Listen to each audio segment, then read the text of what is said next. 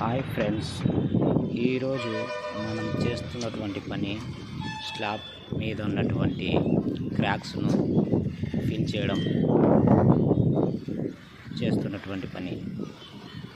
ముఖ్యంగా చెప్పేది ఏమిటంటే ఈ వీడియో ద్వారా పైన స్లాబ్లో ఉన్నటువంటి క్రాక్స్ను మనము ఫిల్ చేసుకోకపోతే సీలెంట్ ద్వారా కింద స్లాబ్ కింద మన చిన్న చిన్న చుక్కలుగా ఏర్పడి నిమ్ము ఏర్పడి పెచ్చులు ఊడిపోవడం జరుగుతుంది. కనుక ముందుగా క్రాక్స్ను గమనించి తక్కువగా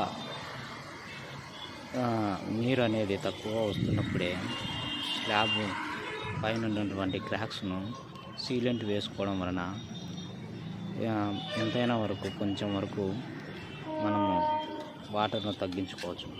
కనుక కంపల్సరీగా సీలెంట్ వేయించుకోవాల్సిందిగా ఈ వీడియో ద్వారా మీకు తెలియజేయడం జరుగుతుంది. Please subscribe SR waterproof works.